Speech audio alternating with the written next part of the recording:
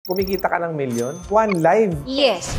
Paano nga ba talaga mag-umpisa ng tama pagdating sa online selling? Kailangan talaga alamin mo muna ano yung mga dapat kabisado mo yon. Saan ba pinakamagandang bumili ng produkto para mag-umpisa ng online selling? Ang ginagawa ng iba, pupunta sa ibang lugar, like sa Divisoria, may makikita kayong mga mumurahing product doon. Pwede nyo i-resell sa Shopee, pwede nyo i-resell sa TikTok. Chai Tabunaway Humilia, a former ABS-CBN reporter, has transitioned to online selling and now serves as the CEO of Her Choice Philippines.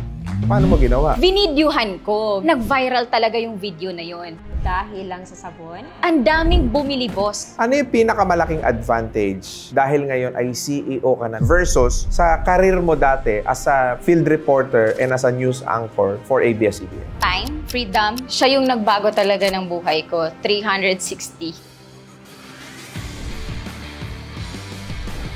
Marami kasing startup ngayon, dating empleyado, dating OFW, or may mga trabaho talaga sila na ngayon ay unti-unti silang nagtatransition into online selling ng kahit anong mga bagay. Paano nga ba talaga mag-umpisa ng tama pagdating sa online selling? Alamin mo muna yung platform. For example, kay TikTok, ang dami ng pinagbabawal na words. Ano yung mga example? Yung mga fraudulent or hindi naman siya kayang i-justify ng product mo, yun, mga bawal yung slimming. Kailangan talaga alamin mo muna ano yung mga bawal, rules and regulation ng platform bago ka pumasok. Kahit ba ibalik rin yung produkto mo, dapat kabisado mo yun. Hindi pwede yung babasahin mo lang. Kasi you know what, sa TikTok ngayon, sa Shopee, or yung mga online buyers, matatalino na. They can sense if you are not genuine, if you are not authentic, and if you don't know your products, alam na nila. Saan ba pinakamagandang bumili ng produkto para mag-umpisa ng online selling? Ang ginagawa ng iba, pupunta sa ibang lugar, like sa Divisoria, may makikita kayong mga mumurahing product doon. Pwede nyo i-resell sa Shopee, pwede nyo i-resell sa TikTok. Lalagyan mo lang margin, tapos pwede mo na siya ibenta. Sa Her Choice, naghanap naman ako ng supplier sa Facebook lang. Tapos, chinek ko yung legalities, FDA approved ba sila, may license ba sila to manuf, lahat ng legalities, chinek ko naman. Pero okay lang as long as machi-check mo kung compliant sila sa government requirements. Kailan ka nag-start talaga mag-online selling? Kailan mo naramdaman na bumibenta na yung produkto ko, lumalakas na? Dati, ayoko din magbenta online. Parang hindi ko alam. Hindi ko naman kaya i-video ang sarili ko, hindi ko naman kaya mag-live selling. Tapos, dun ko na-realize na just post your business. Kasi hindi mo alam, yung isang post na yan magiging viral. Yun yung nangyari sa akin. So, marami po akong sabon na natenga, opo. Hindi ko binenta at hindi ko mabenta. Kasi bakit? Nasa isip ko kasi nun, hindi ko kaya makipagsabayan sa mga malalaking brands na ngayon. Tapos, empleyado pa ako, nagtiteach pa ako, ang dami kong ginagawa. Bumili ka ng mga sabon, tapos alam mo naman na hindi mo kayang ibenta ito. So, paano mo ginawa? Before kasi, pumutok naman siya. Kasi, di ba, nasa ABS ako before. So, meron na akong credibility. Tapos ngayon, okay na ang bentahan. Tapos, biglang opportunity. Like, nag-open kami ng mga businesses. Alam mo yun, ang dami naming inopen. Tapos, biglang nalihis na yung attention ko. Marami ka pang trinay na ibang negosyo kasabay niyan. Yes, may milk tea pa ako na nalugi din. Tapos, may aesthetic clinic pa ako, nagkikilay ako, naglalashes ako, nalugi rin. Kasi, nagja-jump ako sa mga business na hindi ko naman alam. Kasi gusto ko lang, kasi may pera, may pondo. Akala ko pag may kapital, okay na. Hindi pala pwede. At kahit na gusto mo yung produkto, yung milk tea kasi gusto ko yun. But I am not my market. Hindi pare-pareho ng taste buds. So, ganun po yung nangyari. Tapos, inasa ko lang sa manager namin, which is an hour away from us, yung business na yun. Tapos, hindi ako pumupunta doon.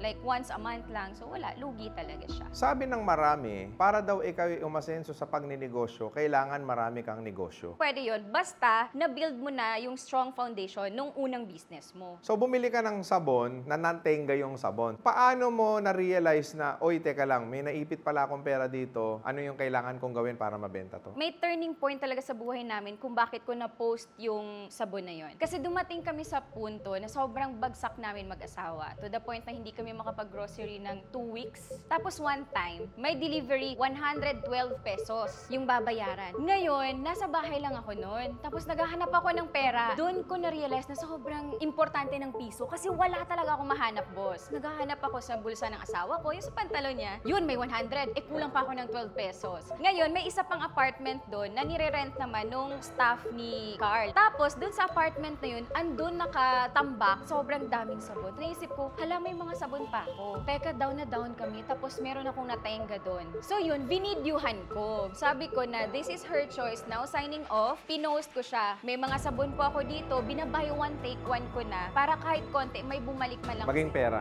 Yes, kasi inutang pa namin yun. Do not take for granted yung magpo-post-post ka lang ng business mo, kasi one day magva-viral siya. Yun yung nangyari, na nag-viral talaga yung video na yun. Nakaano siya ng millions of views, tapos ang daming bumili, boss. Hindi ba dapat bilang isang negosyante, hindi mo kinikwento or hindi mo sinasabi yung weakness mo or yung pagkalugi mo? Why is that sa palagay mo naging epektibo sa'yo na naging honest ka dun sa video mo? Minsan kasi inaano natin, dapat hindi tayo maging vulnerable. But you know what? Sa online, sa TikTok, sa pagbebenta, mas na-appreciate nila pag vulnerable ka, transparent ka, and they are buying stories. Story sells. Mas bumibenta pa siya kaysa sa produkto. Maraming tao ngayon, ang hesitant sila maging vulnerable sa social media kasi meron silang image na pinangangalagaan. Because currently, they are the CEO, they are the business owner, they are the founder. Pero in reality, nalulugi na sila. Ano ang advice mo sa kanila? Okay lang maging vulnerable.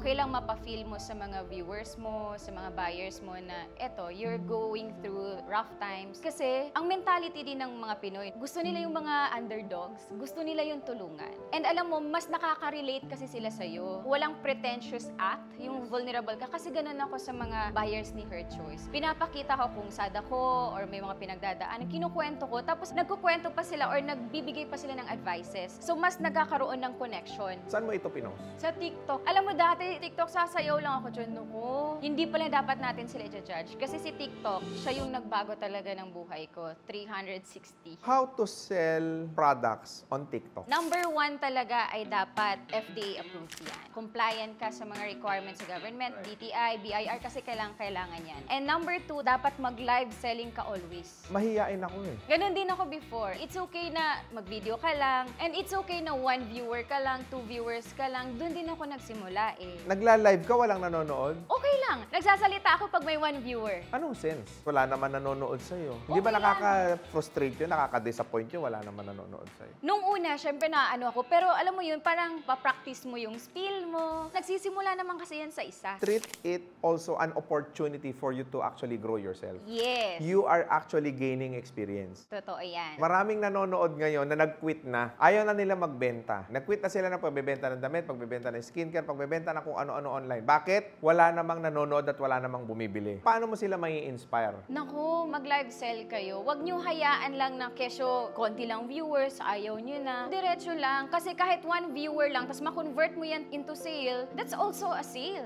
And then mas mapapractice ka kasi. And it's okay, it would take time. Wala namang shortcut na agad-agad successful ka na. Kailangan mo mapagdaanan yung struggles kasi magiging ano mo yan, winning story mo in the future. Maraming mga nagla-live, especially nung panahon ng pandemic, na nung nagkaroon na sila ngayon ng day job kasi open na yung economy, nakalimutan na nila at hindi na nila ginagawa yun. Wherein, as a matter of fact, nung pandemic ngayon ang bumuhay sa kanila eh. Do you think sometimes, if may choice ka sa buhay, disadvantageous ito sa part mo? Pwedeng disadvantage yun, pwede din advantage. Disadvantage kasi nalihis ka dun sa, pwede na to eh, na-establish na yung pagnenegosyo, pero bumalik ka dun sa pag-iempleyado. Disadvantage. Ang advantage naman dun is kapag hindi nag-work yung pag-business, pwede ka naman kasi bumalik dun. And kung mas sa puso mo ang mag-serbisyo, mag-empleyado, so dun ka na lang. Kung ikaw ay negosyante na, bumalik ka sa pag-e-empleyo, makakabalik ka ulit sa pagnenegosyo? Oo naman. Nagsimula ako sa pagiging empleyado, tapos ngayon naging negosyante. And then, ang kagandahan kasi nito, pag negosyante ka na, you have 2 options kasi. You go back to being an employee or being an employer o maging businessman ulit. And it's okay kasi may foundation ka ni. Alam mo ng pagnenegosyo. Ano yung pinakamalaking advantage dahil ngayon ay CEO ka na ng Her Choice Philippines versus sa karir mo dati as a field reporter and as a news anchor for ABS-CBN? Time, freedom. Kasi before, hindi ko yun magawa-gawa eh. Halos hindi na ako makipagkita sa asawa ko kasi always ako busy. Pero ngayon, nasa akin na ang time ko. Kwento mo sa amin yung journey before ka magkaroon ng time freedom as a CEO. Before ako nagkaroon ng time freedom, nung pwede na akong lumabas, umalis-alis, grabe din yung grind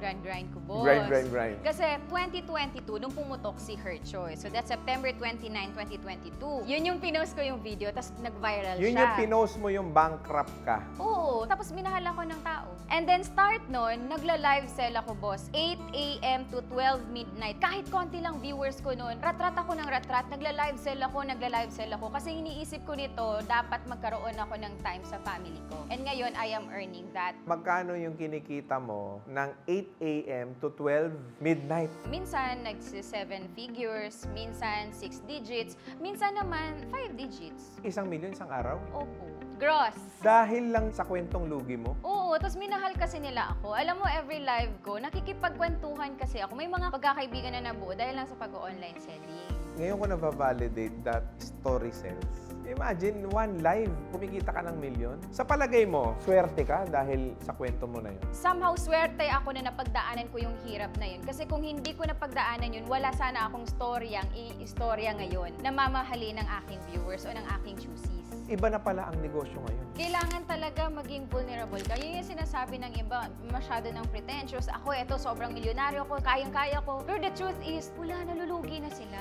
Ang hirap gawin, nasasabihin ko pa sa tao na nabankrupt ako. Saan ka humugot ng lakas ng loob? Walang-wala na kami, boss eh. As in, wala na akong pag-asa nun. Ang naisip ko lang talaga, kumuha ng camera, mag-video post without thinking anything. Kasi ang gusto ko lang talaga ay makakuha kahit konting pera pabalik doon sa mga sabon na tengka. Magkano yung order na nakuha mo day one? Yung sabon na tengka, nasa 10,000 yun. Or Pieces? Yes. Tapos, dati hirap na hirap ako makabenta ng 10 piraso. Pero dahil doon sa video na yun, yung 10,000 na ubos siya in 3 days. Ha? Kwentong lugi, bumenta? Oo! 3 days lang, tapos na-sold out na siya. Very genuine yun. Authentic na pinost ko na magsasara ako pero sana konti man lang may bumalik na sa kapital namin. Tapos marami kasing nagko-comment doon, Miss Chay, restock ka, maganda pala tong sabon mo. So nag-restock ako, umutang ako ulit. Nag-order ako ng 1,000 pieces, naubos siya in 1 hour. Tapos nag-order na ako 10,000, naubos siya in 2 hours. Nag-order ako ng 100,000, 500,000 pieces hanggang sa nakabenta na kami ng almost 1.5 million pieces of soap. Tip mo sa mga nang-uumpisang live seller? Tip number 1, kailangan alam mo ang produkto mo. Number 2, dapat maganda din background mo, yung audio mo. Lalong-lalo na ang dami nang nagla-live sell ngayon. Parang attention war din yan eh. Kasi pag magsuscroll sila, hindi maganda, hindi appealing yung audio mo, pati yung visual ng background. Wala, scroll up lang yan. Paano mo na-maintain yung energy mo all throughout your live? Kailangan may pa-music ka din. Hindi ka ba mabablock pag may licensed music sa Sa background? TikTok, hindi. Dapat may engaging questions ka din. Tapos kung ano yung mga tanong doon, dapat sagutin mo. And then pag may mga tanong na hindi mo kayang sagutin, for example, it's very technical, maging honest na, wait lang po, yung question nyo, hindi ko kabisado, but let me check, and then babalikan ko kayo kasi ayokong magbigay ng maling impormasyon. Kailangan ba rat-rap yung tono? Usually, maganda yon kapag ka-opening mo. Sige, example, magla-live selling tayo. Paano Sige, opening? sige. Okay. Good morning, good morning, good morning mga choosies! Ayan na, marami po tayong mga pa-promo at pa-sale. Ngayon, bigay po yan ng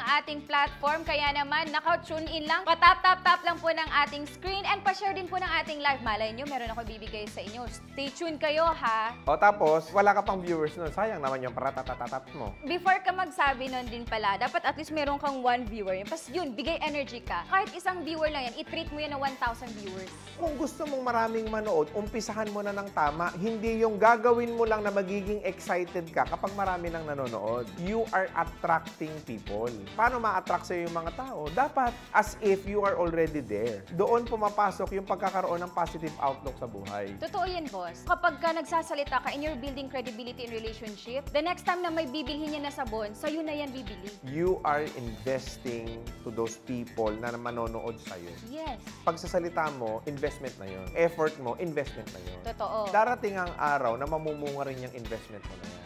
Exactly. Hindi ka ba napofrustrate kapag maraming mga joy miner plus yung mga bogus buyer? Awa ng Diyos, konti lang. Dahil nga, nag-set na ako ng relationship and credibility. Lahat ng umu-order sa amin, hindi nila ako bibiguin. Kung mag-order sila, tatanggapin nila. May mga RTS, yun naman ay mga minsan problema sa courier. It is important that you have to build community around your product. Tama. How to build that community? Kailangan consistent tayo na lagi nila tayong nakikita. So that doon sa comment section, magugulat kayo, nag-uusap-usap na sila doon. Nakakakuha ka ngayon ng talking about your brand. Talking about what you are actually selling. Ang tawag natin dyan ngayon is awareness. Yes. or engagement sa social media. Ito naman, yung mga hindi dapat gawin ng mga nagbebenta. Yung mga fraudulent, yung parang sobra exaggerated claims, mga scam, Budol products. budol products. Gaano ka-importante ang credibility sa negosyo? Napaka-importante. Kasi credibility creates trust. So kapag yan, naniniwala sa'yo or may tiwala na sa brand mo, babalik at babalik yan. Sa dami ng nagkalat na skincare products ngayon, what's unique about Her Choice? The most unique talaga about Her Choice is that it is created with the heart. Yung totoong genuine. Yung quality talaga, hindi namin yan siya pino-forsake. Sinusure talaga namin. Yung quality assurance, grabe yon. And then, when you buy product, you help also VAUSI victims. Maraming nagbebenta ng skincare products ngayon. Hype yung claim nila. Pero malakas pa rin sila. We don't want to name brand na unethical yung way ng pagbebenta nila ng produkto. Exaggerated na labas na sa claim. Paano magiging matalino ang buyer sa pagbili ng produkto na totoong effective? Number one sa akin, presyo. Hindi ko naman sinasabi na lahat ng mura ay hindi effective. But for sure kasi, pag medyo may presyo yan, totoo yung claims. Pinaghandaan, pati yung packaging, yung FDA niya, lahat. Yung mga CEO kasi immune na yan eh. Pera-pera yung mga yan eh. Ano naman gusto mo sabihin doon sa mga consumer? Maging matalino tayo sa pagbili. Kilatisin natin ang produkto. As in, i-check natin yan. FDA approved. Saan i-check? Meron portal si FDA. Search nyo lang yung mga product. Kung andun yun, automatic safe yun. Kasi like for example sa amin, bossing, lahat yan, dumaan yan sa FDA. Meron yung laboratory test, meron yung clinical test, meron pa yung mga cream test, mold test, lead, mercury, natatest yung mga products namin. Ano yung component ng mga skincare na dapat nilang iwasan kapag nagbabasa sila ng packaging? Number 1, tretinoin. Number 2, hydroquinone. And then yung crobatisol. Ang nagagawa niya sa balat natin is Nakakasira sila ng skin barrier natin. Kapag hindi tama din ang paggamit. Drugs na kasi yun. Pero okay naman as long as regulated. kasi yung kaibigan ko, gumamit siya ng isang produkto na nasunog yung balat niya dito. Ngayon, hindi na matanggal, forever na siyang sugat. Actually, ganun din nangyari sa asawa ko. Nasira talaga ang skin. Using what product? Rejuvenating set. Anong brand? Pink brand. Bato ba yan? Yes. Oo. Pero ako din, boss. Actually, ginamit ko din siya. And I can also give pictures of it na sobrang nasunog ang face ko kasi ginamit ko. Kasi yun yung claim nila na makakakinis, ganyan. Tapos sobrang sunog talaga ang face ko. Sa mga gumagamit ng skincare products dyan, mukha pa naman yan. Yan ang puhunan natin eh. Mag-iingat talaga. Exactly. Alam mo, natutuwa ako, Chino, kasi gusto kitang ikumpara sa mga existing na mga CEO ngayon na nagkalat sa social media. Pero kung meron akong paniniwalaan na isang CEO or meron akong sasamahan na isang skincare product na nagbebenta ng mga ganyang klase, mga rejuvenating set, mga lotion and all, ikaw ang pipiliin ko. Salamat.